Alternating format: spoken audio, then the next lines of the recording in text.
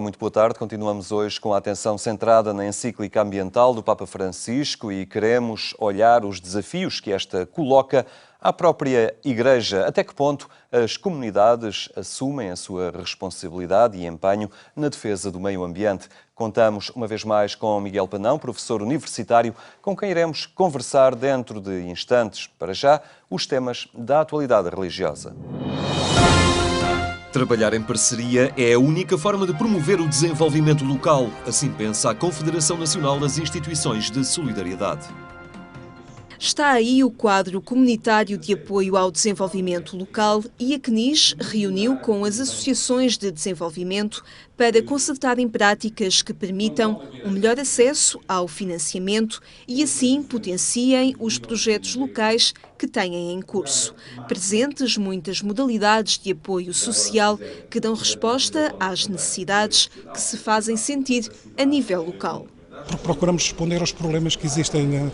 Nós não achamos que nenhum problema social não nos diz respeito. Sempre que nós vemos um problema social, achamos que devemos tentar responder. Ou seja, tornarmos uma instituição que tem respostas para crianças, para idosos, para deficientes, para doentes mentais, para todo o tipo de problemática que nos vai surgindo. E depois a criatividade dos técnicos e também a compreensão de algumas necessidades nacionais, porque nós, em alguns casos, respondemos a necessidades nacionais, nomeadamente em mulheres vítimas de violência ou no caso de crianças sem família ou com famílias problemáticas que vêm normalmente da Grande Lisboa e que nos pedem apoio para nós darmos respostas a esse grupo-alvo de mulheres vítimas de violência, grávidas ou com filhos ou crianças sem família. Há também quem centre o seu agir na promoção humana e no desenvolvimento educativo das crianças. Dedicamos essencialmente à educação, portanto fazemos um trabalho localmente com estas crianças e portanto localmente per si, portanto são sinalizadas várias crianças de famílias oriundas de famílias carenciadas, quase todos eles crianças que gostam de estudar e são bons alunos e portanto o que fazemos é apoiarmos estes meninos a terem melhor sucesso escolar e que tenham melhor integração na vida ativa e sobretudo é um trabalho que luta contra a exclusão social. Mas a pobreza e a exclusão social que derivam de modelos sociais ainda muito marcados pela ruralidade determinam também a vocação de algumas associações. A Engenho surgiu em meados dos anos 90 para dar respostas sociais e prestar serviços a uma comunidade, às comunidades locais, na altura de 5 freguesias, que viviam situações de alguma exclusão, a falta de equipamentos e de respostas, problemas de pobreza, de desemprego. Daí que, de forma gradual e de forma sustentada, fomos encontrando as respostas e os serviços no sentido de promover as populações em geral e muito particularmente os grupos mais vulneráveis. Na pluralidade de valências e de grupos-alvo, estas associações que integram a CNIS estão conscientes da necessidade de concertarem e partilharem os modos de ação. Um dos grandes desafios que aqui foi colocado hoje, e nós vamos repetir insistentemente, é de facto o trabalho em parceria entre as instituições. E sermos capazes de, com as diferenças e até os objetivos diferentes que temos, sermos capazes de os juntar em prol da comunidade local, mas muito trabalhado também no sentido do desenvolvimento pessoal. Nós precisamos que todos nós, como cidadãos deste país à beira-mar plantado, sejamos capazes de crescer e de crescer em conjunto para podermos projetar o país. Neste sentido, a Confederação Nacional das Instituições de Solidariedade vai promover nos próximos meses encontros de sensibilização em diversas zonas do país para que todas as associações possam aceder da melhor forma aos mecanismos de financiamento para concretizarem os seus projetos de desenvolvimento local. O Serviço Jesuíta aos Refugiados e a Câmara Municipal de Lisboa assinaram um protocolo de parceria que vai permitir a reinstalação de refugiados em Portugal.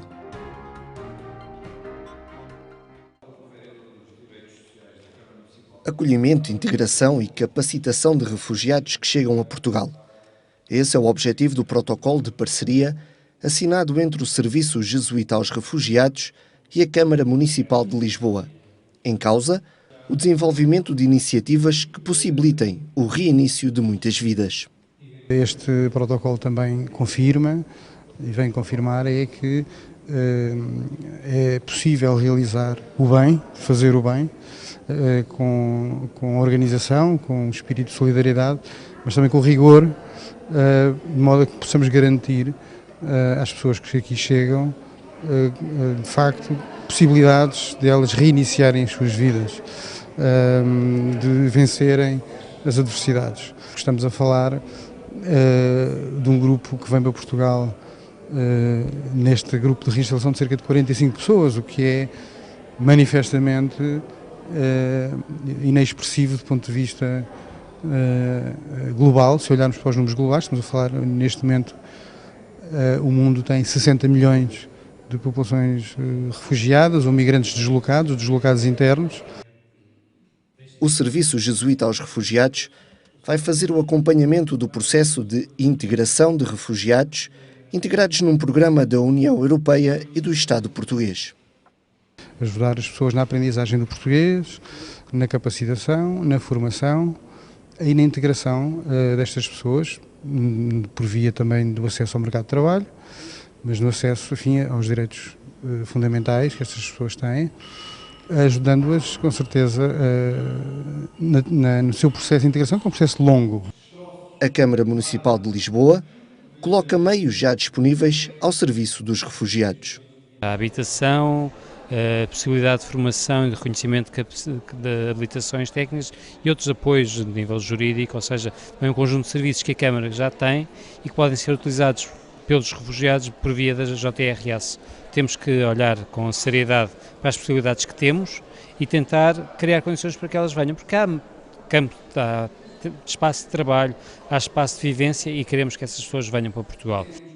O Serviço Jesuíta aos Refugiados vai acolher cerca de 45 refugiados que vão ser integrados no projeto Sementes de Esperança, desenvolvido em 2014, a quando a primeira experiência de reinstalação que tiveram. Tem uma componente, primeiro, apreensão da cultura portuguesa, ensinamento da língua, procedimentos, no fundo, para a integração, e o que nós fazemos é dotar as pessoas com as ferramentas necessárias para a integração, porque o período do projeto não permite uma integração efetiva para todos eles, devido às problemáticas que têm. A assinatura do protocolo entre o Serviço Jesuíta aos Refugiados e a Câmara Municipal de Lisboa motivou o debate sobre o tema reinstalação, uma via segura e legal de acesso à proteção para refugiados. Uma conferência onde se ouviram testemunhos de diferentes experiências de trabalho junto de quem é perseguido. É extremamente importante existir protocolos deste género, porque as pessoas que estão a viver nos campos de refugiados perderam toda a sua vida, toda a sua dignidade e necessitam que haja alguém, haja instituições que se lembrem deles, que os ajudem, que os apoiem, que os recolham, que os acolham e que lhes deem depois toda a formação necessária para também não ficarem uma vida dependentes, porque o que eles mais querem de facto é sair deste ciclo de vida de campos de refugiados, porque os campos de refugiados são completamente dependentes, em muitos deles não têm trabalho e, portanto, é extremamente importante, quando chegam a um país que os acolhe, dar-lhes o apoio inicial para poderem organizar mais ou menos a sua vida e dar-lhes também formação para depois eles começarem também a trabalhar e serem independentes e ganharem novamente a sua dignidade, que é o mais importante nestas pessoas. Nós, europeus, temos que perceber que temos que ajudar estas pessoas. O ideal seria ajudar a resolver os conflitos no terreno, para que as pessoas possam ficar nas suas terras, ajudar as suas terras, os seus países a desenvolver. Na impossibilidade prática disso acontecer, queremos que as pessoas tenham direito a viver da forma como nós vivemos. Temos que nos pôr no lugar dos outros e pensar o que nós queremos para nós, para as nossas famílias, não é o mesmo que eles querem, não é o mesmo que eles têm direito. Um protocolo de parceria que vai permitir às duas entidades realçar e desenvolver o seu trabalho na reinstalação de refugiados em Portugal. Transformação interior e busca de uma vida com sentido marca o desafio aos jovens para o Jubileu da Misericórdia que se aproxima. Vós que fizeste de Maria a mãe do vosso Filho por obra do Espírito Santo, por sua intercessão concedei-nos os frutos do mesmo Espírito. São os responsáveis diocesanos da Pastoral Juvenil e encontraram-se em Fátima para avaliar um ano de trabalho e preparar as próximas atividades. Olhando o percurso dos últimos meses, os responsáveis concluem que evangelizar é a missão. E concretamente esta evangelização junto dos jovens, para que eles façam a experiência de encontro profundo com Deus, com Cristo vivo.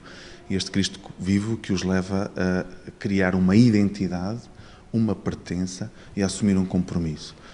Estou, de facto, tocado pela realidade como a fé se partilha na alegria da vivência juvenil e como a Igreja se faz peregrina nesta forma de caminhar com os jovens.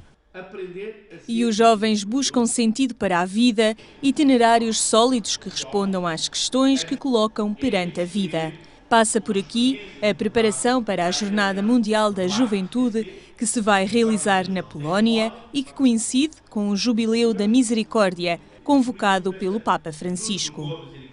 Qual é a minha missão de transformação interior para que eu, transformando-me, não me conformando com aquilo que a realidade da vida às vezes me vai dando, mas seja capaz de me transformar para que essa transformação seja uma mudança, em primeiro lugar em mim e a mudança nos outros. E de facto, esta é a nossa teoria.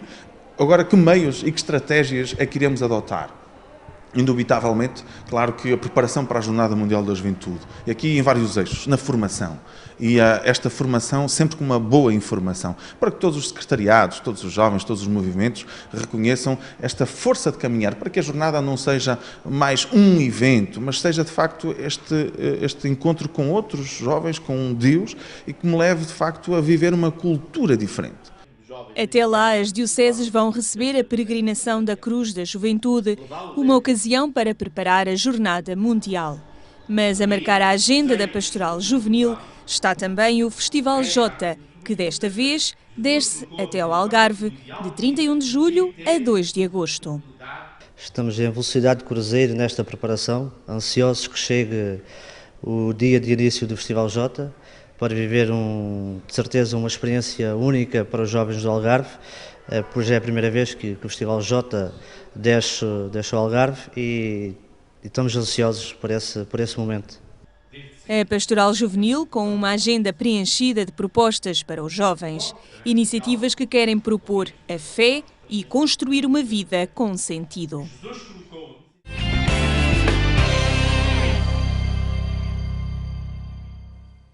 Estes são temas que pode acompanhar em agência.eclésia.pt. Laudato Si é o apelo em defesa dos recursos naturais do planeta, um desafio do Papa que se dirige a todos e à própria Igreja. Até que ponto as comunidades cristãs contemplam já o cuidado do meio ambiente? É o que queremos refletir com Miguel Panão, que está uma vez mais connosco. Boa tarde, obrigado. Boa tarde. Esta encíclica dirige-se também à Igreja. Falando do cuidado do meio ambiente, até que ponto é que esta sensibilidade ambiental tem também uma dimensão espiritual? O cuidar do planeta, que é obra da criação, não é?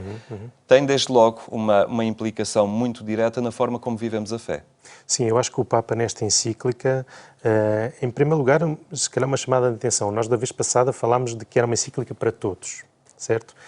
E quando eu digo que é para todos, uma das coisas que me interpelou e que eu achei assim um pouco estranha é como é que ele sabia tanto e das relações entre tantas coisas.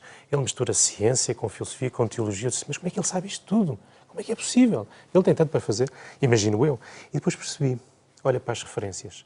E quando olha para as referências, vi que ele citou todas as conferências, quase todas as conferências episcopais, imensas por todo o mundo, que falaram sobre este assunto, outras encíclicas, mensagens para o Dia Mundial da Paz. Ou seja, há décadas que a Igreja anda a falar sobre isto. E agora, finalmente, através de uma encíclica, tudo isso que a Igreja tem vindo a falar é colocado à disposição da Igreja como povo, ou seja, de cada um de nós. E por isso, uma das coisas que eu acho que é extremamente importante nesta encíclica é que ela vem trazer uma dimensão litúrgica à nossa vida e ao relacionamento com o meio ambiente.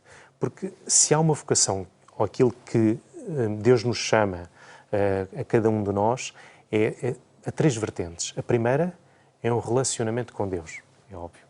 Mas depois um relacionamento com o outro. E menos óbvio, sim, um relacionamento com o natural. E o Papa chama a atenção para a importância destas três relações. por isso, eu acho que para a Igreja esta encíclica tem essa dimensão, traz uma dimensão litúrgica para a nossa vida espiritual, o que é muito importante. E desde logo olha-se a criação como um dom, um ato de amor de Deus em relação ao homem. Ele dá-lhe a terra, crescei, multiplicai-vos, dominai a terra, no bom sentido.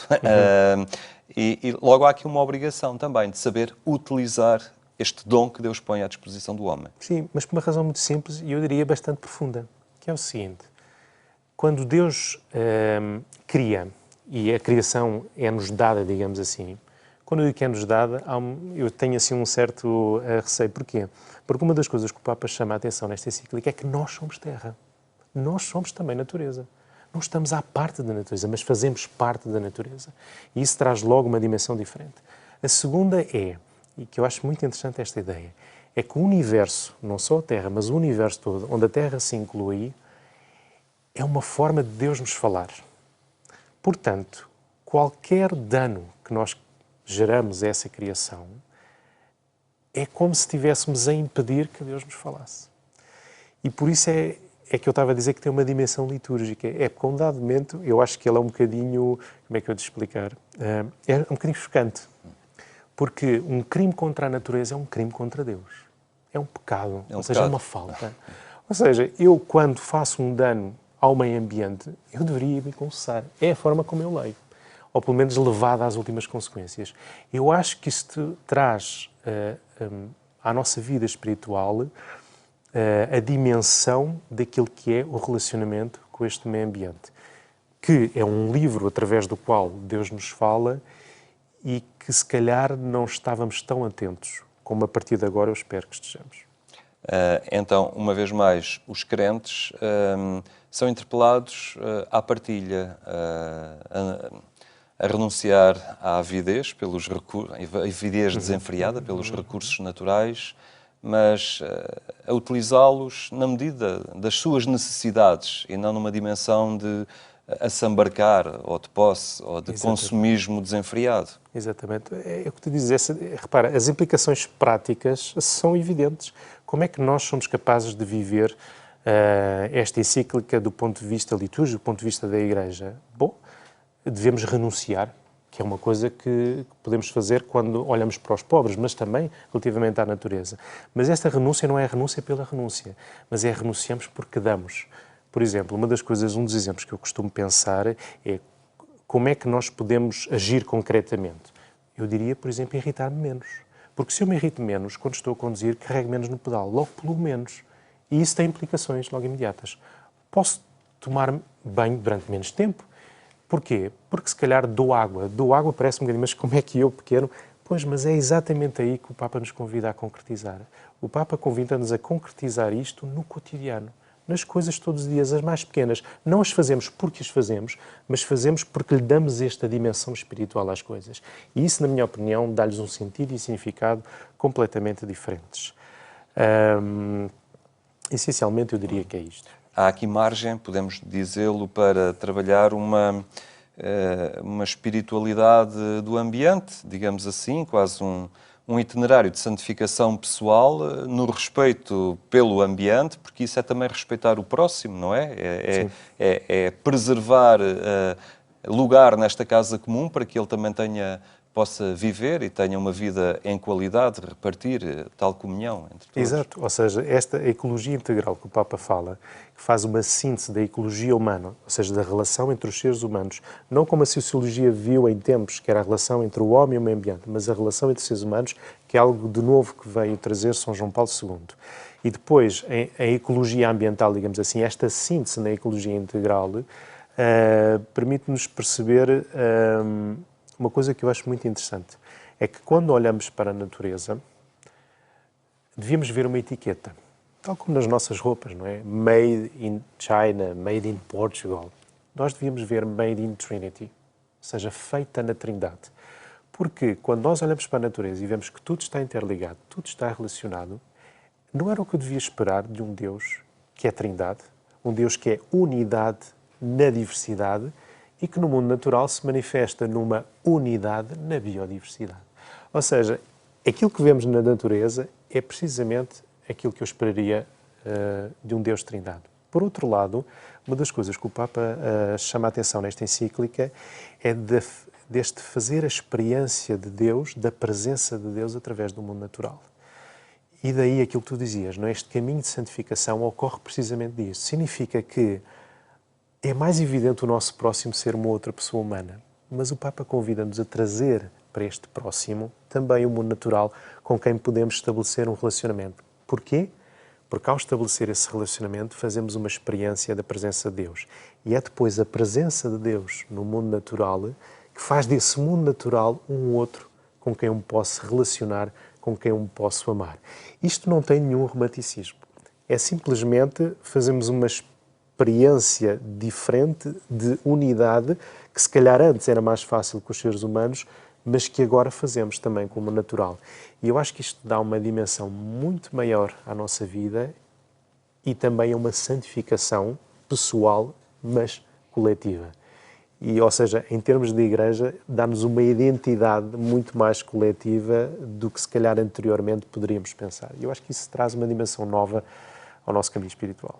Fica então aberto este itinerário também de santificação pessoal na atenção à casa comum, ao cuidado da natureza, porque passa pelo pequeno gesto, não depende das grandes decisões políticas, passa desde logo pelo pequeno gesto de cada um. Muito obrigado, Miguel Panão, pela tua presença aqui entre nós. Cuidar a casa comum, um desafio do Papa, que não deixa ninguém de fora. Estamos a terminar. Lembro que mais logo, pelas 22h45, pode acompanhar a edição rádio do programa Eclésia na Antena 1. Tenha uma boa tarde. Até amanhã, se Deus quiser.